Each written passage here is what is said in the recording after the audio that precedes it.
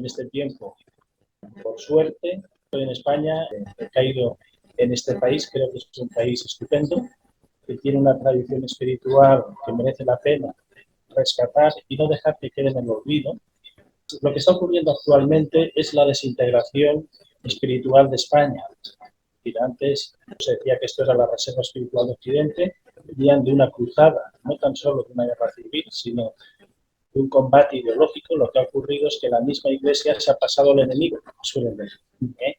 La Iglesia, el Vaticano II, ya de alguna forma empezó a dejar sus raíces clásicas y empezó a luteranizarse, convertirse en una iglesia más, o casi como sería un salón más, al estilo de las tendencias de Luterano, lo que llaman protestantes y demás. Entonces, ¿qué es lo que ha ocurrido? Por ejemplo, en lo que ha pasado estos años en el Vaticano actualmente, ha empezado a ser una voz que está colaborando con lo que llaman la globalización. Esto pongo como énfasis para ver en qué sentido la Iglesia actual tiene algo que ver con lo que eran los postulados antiguos. Por ejemplo, ahora se ha aceptado el hecho de eliminar la vida previa al nacimiento de los no nacidos, es aceptado también la cancelación de la propia vida, es decir, cosas que tiempo atrás sería impensable, que a nivel espiritual y más se supondría en este país, eso se ha cedido. Entonces, para lanzar la pregunta hacia el otro lado, sería, ¿qué le ha pasado a este país, a lo que es España, y lo que llamarían la espiritualidad que aquí se ha ido engendrando a lo largo de los siglos?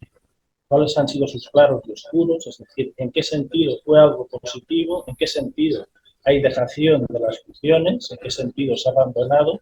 ¿Esto es responsabilidad de la misma gente o esto es un plan que está trazado desde otras esferas? Entonces, la invitación que yo haría a seres de otra realidad es que nos dijeran qué valor espiritual se incubó aquí en España, que fue capaz de ser transmitido a otros continentes. Si eso fue positivo, si no fue positivo, estamos llegando en lo que es el mes que llamaríamos la hispanidad, y no es tan solo una cultura que se traslada en unas gentes, sino también un sentido espiritual. Entonces no quiero decir ni que sea ni positivo ni negativo, sino qué ha pasado en este país, qué hay de bueno de ser un país, como decía Juan Pablo II, la tierra de María, empezar a ser ya, bueno, simplemente un lugar de paso de gentes. Se ha ido perdiendo lo que es la cierta espiritualidad, se ha perdido las vidas monacales, se ha perdido el sentido de lo que es la función trascendente, ha entrado en manos todo lo que es toda esta influencia angloamericana de los comercios, de técnicas psicofísicas. Entonces sería esto. ¿En qué punto estamos? ¿Realmente alguna vez hubo espiritualidad en España? Nunca la ha habido y ha sido un sueño del que hemos despertado. ¿Hay alguien que nos puede comentar al respecto sobre el sentido espiritual de la península de España y Sí, sería la sí, España? sí. Bueno, a ver, aquí hay un caballero, tiene el aspecto de ser como de mediana edad, que cuenta 60 años, y viste unos hábitos. Es un ser que irradia mucha luz, ¿vale? Me recuerda muchísimo a la imagen que tenemos de algunos cuadros de San Francisco de Asís, me refiero por el hábito que lleva de monje. A ver, lo que dice es que sí que ha habido espiritualidad real, aunque no era de una manera tan compactada como se quiso hacer dar a entender. Debemos entender de que había mucha gente que vivió muy sometida a la Iglesia católica, expuso, obligó y forzó de una manera a someter a las gentes a unas creencias. Dice que esta inculcación no era precisamente de que hubiera realmente una fe real, una fe auténtica, una muestra. Y dice que por culpa de esto es por lo que ha habido una especie como de parte oscura por debajo de lo que era lo normal, gente dispuesta a ser realmente devota, a realmente ver en los lugares sagrados los sitios de culto y desear poder honrarlos, y a las iglesias exactamente igual. Hay un Sí, no, mi teléfono está apagado. Entonces, lo que el hombre está diciendo es que dice que hay que quitar la paja, todo aquello que era algo más oscuro, que se quedó allí como implantado por obligación y que fue arrastrando a muchísima gente a generar una especie de odio verbal hacia eso que representaban como algo poderoso. Tenemos que ver que los representantes de la propia Iglesia no ayudaron precisamente con sus comportamientos a mantener ya no una religión, sino una fe. Eran los pueblos en los lugares sencillos, en las ermitas, en las fiestas populares, los que realmente servían con fe y con devoción. Y sin embargo, en los demás lugares lo hacían inclinando la cabeza más por miedo a represalias que no por realmente ser seres devotos. ¿Qué es lo que hizo que este país brillara la espiritualidad?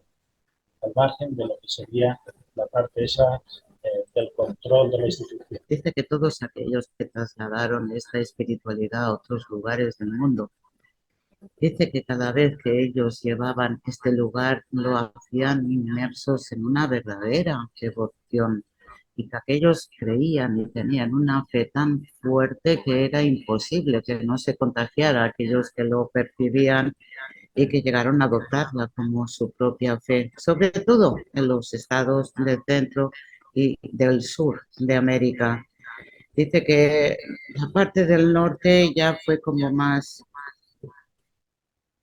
Esperad un segundo, le pido disculpas a ver si pueden. Bueno, lo que está diciendo es de que a muchos territorios ya estaba desvirtuada la religión como la tenían aquí en este lugar. En este lugar se concentró una muy fuerte fuerza religiosa que estaba dirigida no solamente a Dios, a Jesús, sino también a María. Dice que esa fuerza se mantuvo y dice que todavía está en un estado durmiente. Parece que la gente la está abandonando, parece que la ha dejado a su suerte, pero nos está diciendo con un gesto de que no es verdad.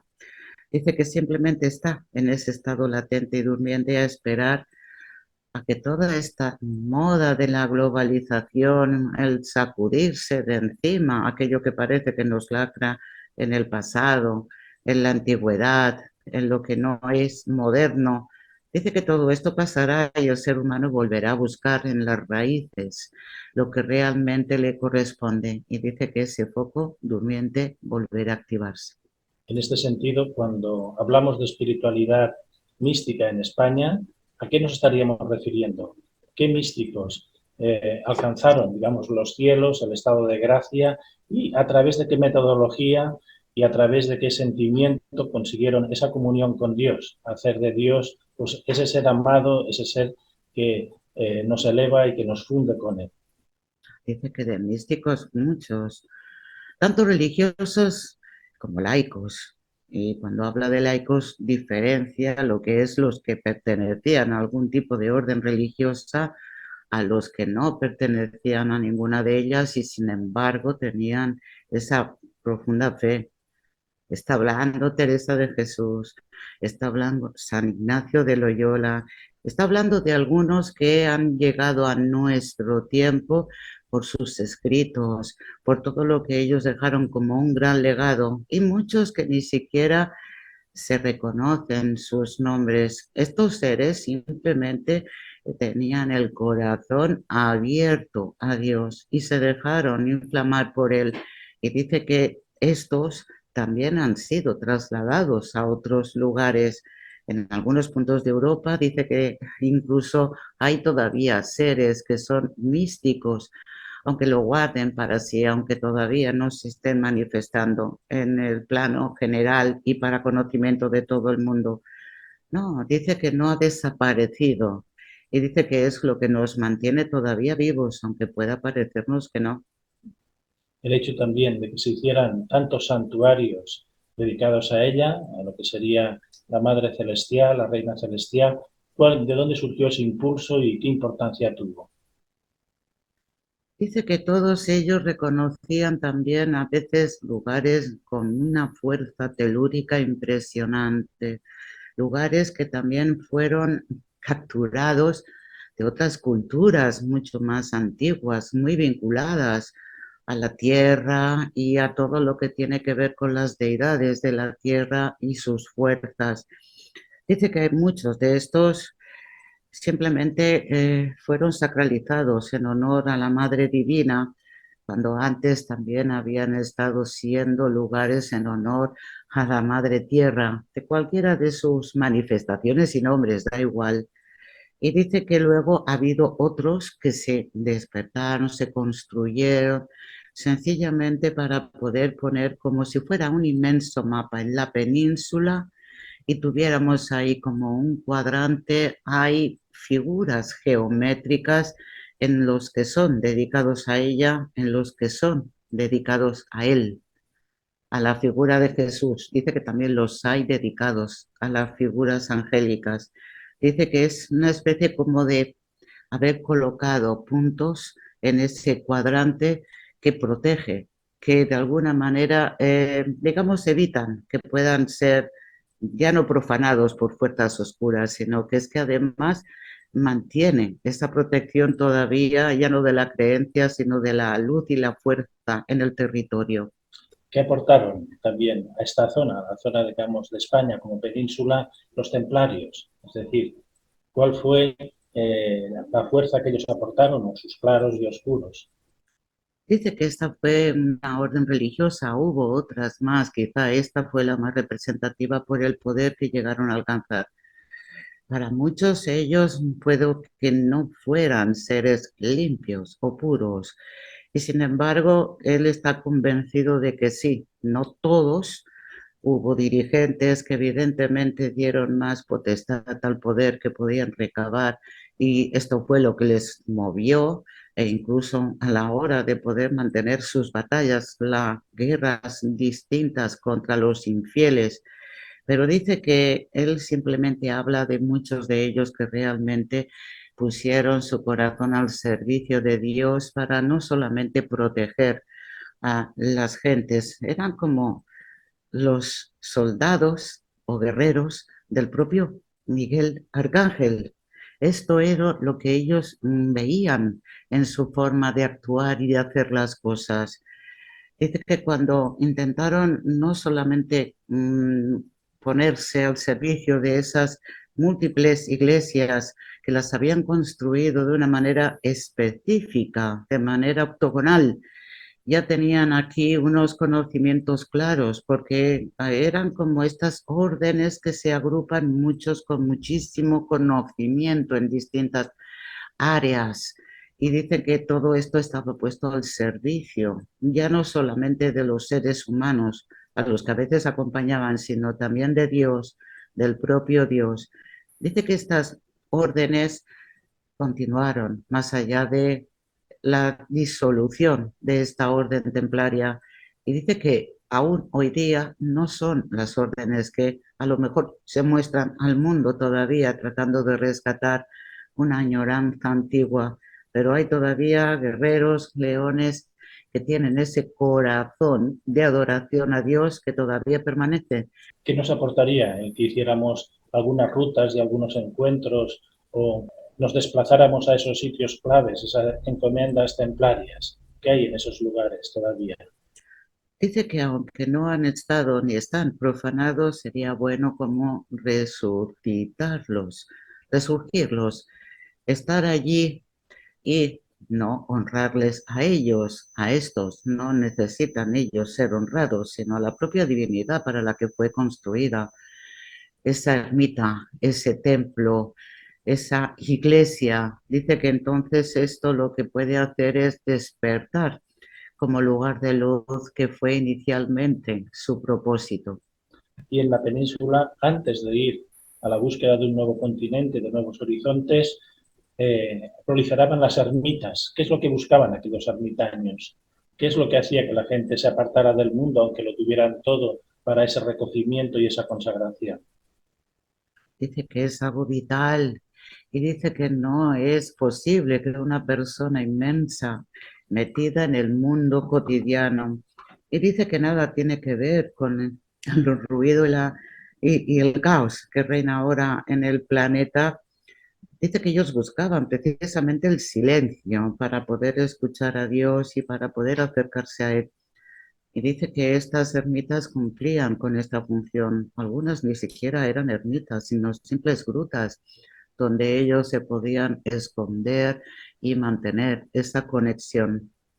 ¿Qué tipo de ascesis, de penitencia, de vida consagrada hacían estas personas que se retiraban a los montes, a las cuevas, a las ermitas?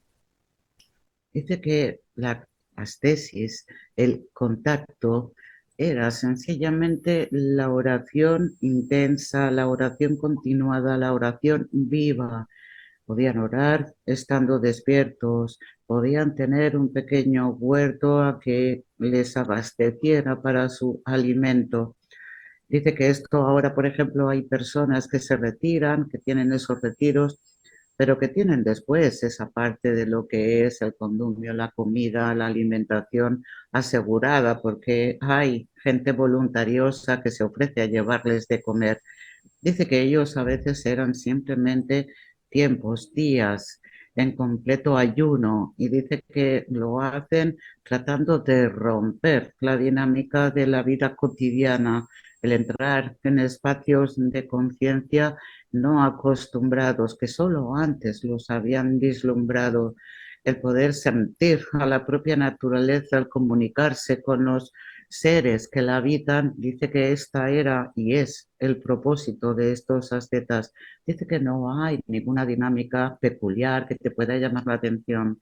Es simplemente el estar en ese estado de oración lo que diferencia el que una persona esté en el mundo, para el mundo, y lo que hacían ellos en ese retiro. Cuando nos referimos a la oración, ¿cómo diferenciarla de lo que actualmente algunos denominan la meditación? Es estar recitando continuamente uno de los nombres de Dios, una invocación, una frase.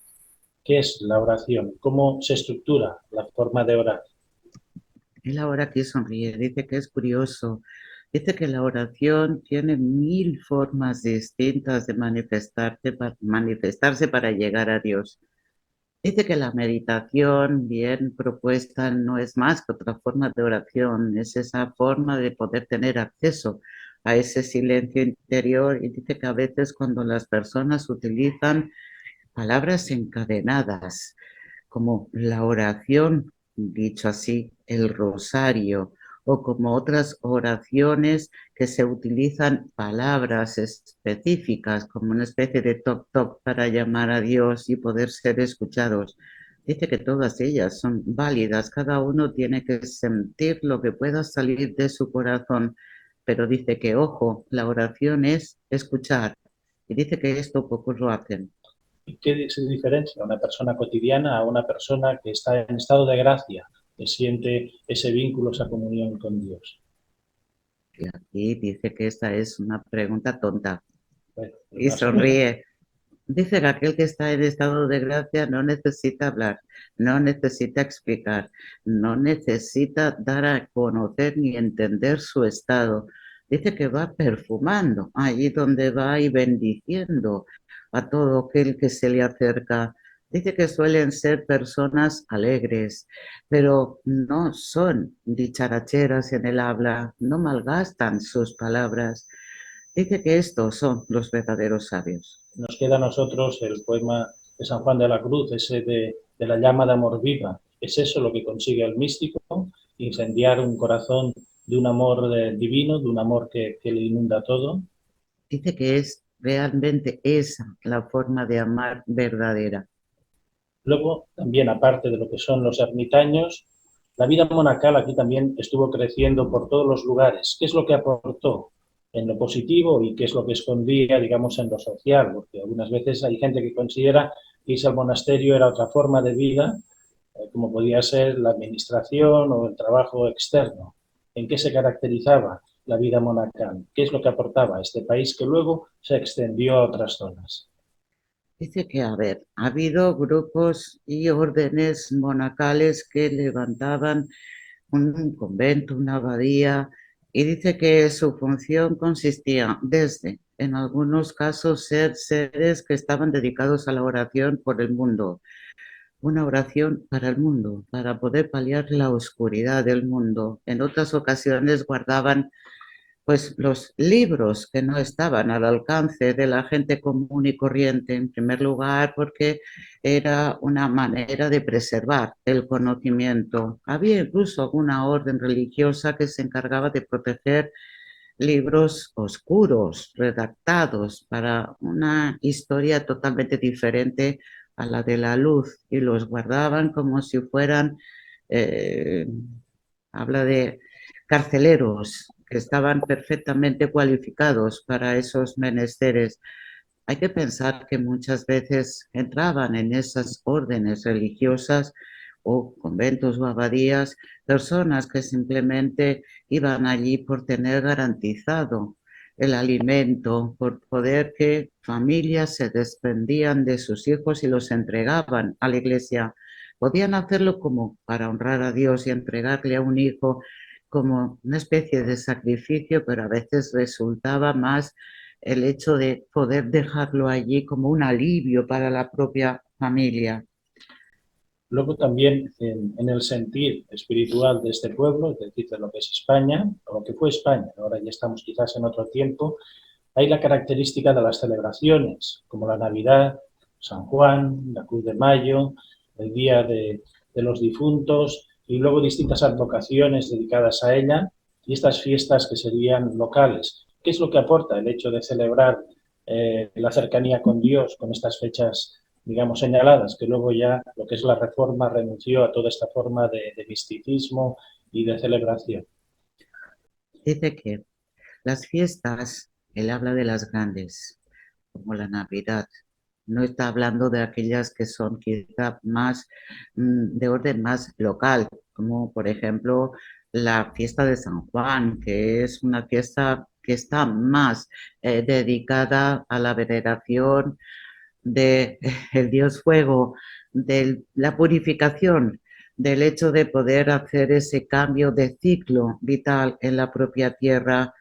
Habla de aquellas que son realmente las importantes, y las gentes realmente celebran esta fiesta desde lo que sería la necesidad de volver otra vez a conectar con la fuerza viva. Por ejemplo, la Navidad es con ese criatura Cristo recién nacido, y no perder de vista esa necesidad de conexión. Dice que entonces es una buena celebración. Dice que esto no debemos perderlo nunca. Dice que por otro lado lo que sí se está pervirtiendo de alguna manera es una celebración como algo vacacional, como algo que sirve para regalar, como algo que sirve para poder poner muchas luces, pero que han arrancado la esencia de la propia Navidad. Las fiestas más locales, una fiesta patronal en honor al patrón, dice que como en todo, habrá las gentes que las celebran ya por inercia, porque simplemente es un tiempo de fiesta y jolgorio, y sencillamente habrá otros que realmente son lo suficientemente, habla de humildes para dedicarla a ese patrón. Dice que cuando se celebra la fiesta de los difuntos, dice que esto es un tiempo próximo. Dice que también es una manera de honrar a aquellos que partieron, una forma también de poder entrar en un periodo en el que aquellos que pudieron quedar de alguna manera atascados más allá del mundo físico. Y él está hablando de algo que no ha sido, digamos, aprovechado por la propia Iglesia, que considera de que aquellos que mueren duermen hasta el momento del juicio final. Y él dice que no es así, la prueba es el mismo. Está hablando Sí. de el conectar con aquellas almas que se han quedado de alguna manera atrapadas, y que todavía es maravilloso que siga habiendo gente que todavía esté por la labor de recordarles y de ayudarles. ¿Qué ha ocurrido para que la institución haya renunciado a lo que es la defensa de la vida en los distintos aspectos? Dice que la Iglesia Católica se ha visto tan presionada por tener que continuar los pasos de lo que empuja la propia sociedad, que en muchos casos ha tenido que transigir. Dice que no es toda ella. la que eso lo aceptan y lo admite. ¿Qué diferencia hay entre el brillo que pudo tener en su tiempo de máximo esplendor esta zona, esta península, y lo que consiguió también expandir por ahí, y el tiempo actual? ¿En qué nos diferencia unos de otros? Dice que el brillo que hubo era seres que eran capaces de poder recorrer miles de kilómetros para honrar un lugar sagrado en peregrinación. Era aquel en el que uno podía entrar en cualquier lugar, en cualquier templo, en cualquier iglesia y sentir el abrazo de la propia divinidad simplemente para poder calmar sus inquietudes. Dice que aquello era el brillo de aquella época que no se da en esta. ¿Quiénes han sido los enemigos que han hecho que se licúe en la espiritualidad propia, digamos, de este territorio y de las gentes que lo han ido habitando? Dice que no es solamente un enemigo, bueno, dice que hay varios enemigos en este aspecto. Por un lado estarían las gentes que sencillamente quieren llegar a un punto en el que se sienten o creen sentirse libres para no tener que dar ni entregar su alma o su propia vida en manos de un Dios supremo. Dice que se creen en libertad de poder decidir y hacer lo que ellos quieren y dice que esto es lo que argumentan para poder continuar en esta línea y han conseguido que todo se vuelva laico, que no exista nada que tenga que ver con una especie de objeto religioso que pueda recordar a la propia religión. Obligan a las gentes a esconder en sus casas, curiosamente, el derecho a continuar rezando. Si él tuviera que dar un consejo a las gentes actuales de esta zona, ¿cuál sería para despertar esa llama, digamos, de encuentro con Dios y volver a recuperar ese brillo que se pudo llegar a tener un tiempo, incluso subirlo de octava? ¿Cuál sería su consejo a seguir? Dice que para las gentes sencillas retornar de nuevo otra vez a las iglesias, llenarlas, pero llenarlas de luz, no por inercia. Y dice que aquellos que se supone que están para poder ayudar a la feligresía es hacerles que se sacudan y que empiecen también a ver, a sentir lo que, digamos que por vocación, llegaron a acercarse como sacerdotes. Dice que es importante que vuelva a brillar de nuevo la figura del sacerdote para que puedas sentir el feligrés que entra en una iglesia que tiene aquí al intermediario de Dios con el hombre. ¿Qué función tiene el sacerdote que la gente actualmente no llega a apreciarla? Dice que es el intermediario, aquel que puede realmente ungirle, aquel que puede realmente transmitirle unos sacramentos, aquel que puede explicar la palabra de Dios, no desde un gesto de aburrimiento tedioso leyendo un libro que no plasma lo que realmente siente, tiene que sentir lo que dice, tiene que sentir el momento de la Eucaristía, tiene que llenar de luz su propio templo. ¿Puede hablar un poco de él? ¿En qué tiempo él estuvo aquí en la península y cuál es su naturaleza, tanto entonces como ahora? Dice que él es un sencillo monje. Vivió en una zona cercana a las cumbres montañosas de León. Dice que él había sido un eremita y dice que él se retiró hastiado de un tiempo también muy turbulento. Está hablando de los años entre el año 1130 y 1140, cuando comenzó a asolar la peste negra en el territorio. Dice que él en un principio se retiró por miedo, por evitar un contagio, por evitar la muerte y fue donde encontró a Dios. En este caso, él ha permanecido en zonas celestiales una vez que abandonó el cuerpo físico o ha podido volver otra vez a encarnar en la tierra. No, dice que él optó por no volver a encarnar. Él viene y ayuda, asesora, alienta y retorna de nuevo a lugares celestiales. Es una manera como de recomponerse. Dice que esto es una especie de tiempo muy denso y un espacio muy pesado. Dice que debilita a cualquier ser de luz que permanezca demasiado tiempo aquí. Yo quería hacer una pregunta, ya se ha retirado. Oh, está. ¿Se ha retirado ya? No, Me gustaría saber, aprovecho un momento mientras tanto, mm, esta fiesta, ahora se acercará la fiesta de Todos los Santos en honor a los difuntos. Esta fiesta que nos llega desde, desde fuera, que le llaman Halloween, la hemos acogido de una manera. A la hora de cómo la aplicamos de alguna manera, la introducimos en las escuelas y tal, de alguna manera, ¿hay alguna cosa que se pueda salvar de esto? Realmente habría que...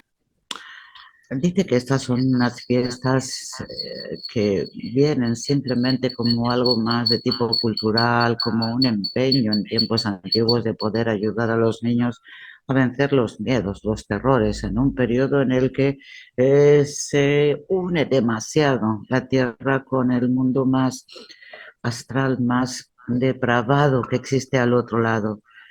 Dice que el haberla alentado, el haberla, digamos, aleccionado como incorporada una fiesta a la propia vida cotidiana de las gentes, no ayuda precisamente. Nada, ¿no? No, dice que esto pueden llevar los niños en las escuelas, desde los disfraces hasta estar pensando y viendo desde películas de terror o cuentos de terror o vivencias de terror. Pero dice que esto lo único que hace es atraer a ciertas especies o seres que se alimentan de esos miedos, de esos terrores. No es bueno. Me gustaría preguntar, estos puntos de devoción Espera. que se erigieron así para los santos y mártires, ¿tendrían también una fuerza importante? ¿Por qué se originó esa devoción y qué se buscaba? ¿Protección? Y si tienen su fuerza también, mártires. Dice que todo lo que ha sido esa especie de devoción hacia distintos mártires o santos o santas, dice que siempre hay que diferenciar. Lo que es la devoción solo puede ser elevar a Dios. Una última, antes de despedirlo. ¿Qué es lo que ha aportado de positivo o de negativo lo que es el Vaticano II, la supresión de una lengua en común litúrgica para lo que es el cristianismo universal y la proliferación de las lenguas locales? Dice que lo positivo ha sido el poder permitir que las gentes pudieran participar, las gentes sencillas, y entendieran el mensaje. Dice que todo hecho en latín era algo que tenía una cadencia. El lenguaje tiene poder, el lenguaje, pero dice que privaba a las gentes más sencillas del acceso a esta iglesia. Dice que hay que valorar que tiene más de positivo que no de negativo. Lo que ha habido como contraparte es que se han vaciado las iglesias. Con el auge de los nacionalismos, la iglesia que antes unificaba toda la creencia ha quedado difuminada. Dice que esto hubiera acabado ocurriendo. Da igual si se hubiera hablado cada lenguaje local, tanto de país como de lugares, como de dialectos, no importa. Dice que esto hubiera acabado ocurriendo. Era necesario, dice que es necesario esta disolución porque tiene que volver otra vez a levantarse, pero de otra forma, más positivo, con menos oscuridad. Y realmente la sensación que parece que todo esto que hemos vivido estos últimos años, ya sería la última pregunta mía, realmente es esto que percibo yo, que a lo mejor se están resurgiendo, que la gente que se habían alejado de esta necesidad espiritual estén volviendo, como ver un poquito más de gente buscando un recogimiento en las iglesias, quizás gente joven. ¿Es eso real o es una percepción mía? No, dice que no se ha ido. Dice que lo que tú has percibido o has visto posiblemente como una casualidad en alguna que otra ocasión ha existido siempre. Y dice que esto no va a desaparecer. Y dice que la gente va a necesitar y buscar allí donde crean que pueden encontrar respuestas muy rápidas, muy inmediatas, muy fáciles. Descubrirán que no es lo que buscan y seguirán buscando. Por eso él confía. Muchas gracias. Gracias.